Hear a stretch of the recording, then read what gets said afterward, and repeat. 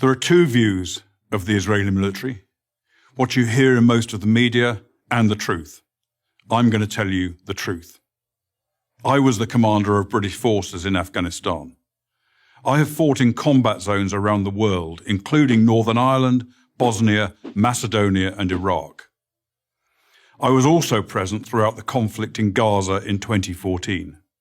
Based on my experience and on my observations, the Israel Defense Force, the IDF, does more to safeguard the rights of civilians in a combat zone than any other army in the history of warfare.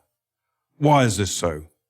Firstly, Israel is a decent country with Western values run on democratic principles.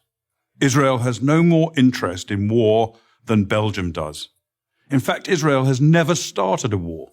The only reason it ever goes to war is to defend itself.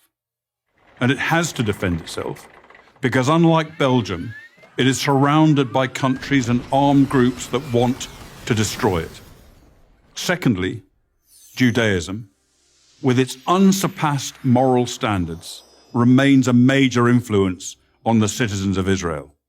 I say this as a non-Jew. Thirdly, the army is composed overwhelmingly of citizen soldiers. Israel's a small country with a small professional army. To fight a war, it depends on its conscripts and its reservists. These are ordinary citizens, from professors to plumbers, called upon to defend their homes. They don't want to be fighting, and they don't want to harm others.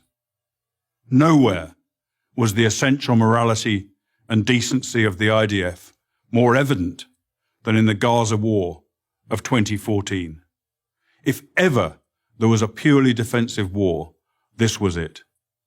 The war was started by Hamas, the terror organization, designated as such by the US State Department that runs the Gaza Strip.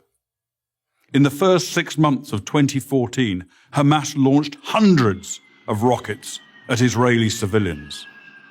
After repeated warnings from Israel to stop, the Israeli Air Force finally conducted precision strikes to halt the rocket fire, and the IDF advanced into Gaza to destroy a network of terror tunnels that Hamas had constructed to attack Israeli communities near the Gaza border.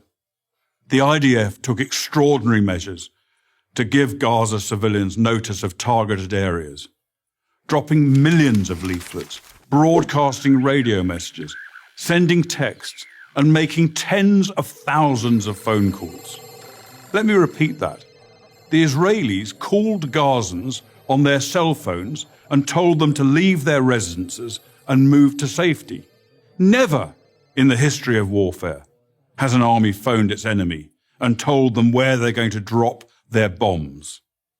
Many IDF missions that could have taken out Hamas military capabilities were aborted to prevent civilian casualties, increasing the risk to Israeli citizens and soldiers. Despite all of this, of course innocent civilians were killed. Every war is chaotic and confusing, and mistakes are frequent. But mistakes are not war crimes. Hamas, on the other hand, committed war crimes as official government policy. Hamas deliberately positioned its military assets among the civilian population, hiding weapons in schools and hospitals, and placing rocket launchers alongside apartment buildings, then forced those civilians to stay in areas they knew would be attacked. They also instructed their people to report the lie that every Gazan killed was a civilian, even if they were actually fighters. And if there were no civilian deaths, Hamas made them up. Numerous internet sites show Palestinians elaborately staging sniper victims and smashed ambulances, among other phony horrors. It's so common, there's even a term for it, Pallywood, as in Palestinian Hollywood. Ironically, it's the leaders of Hamas themselves who best understand the extraordinary measures the IDF will take to protect innocent civilians.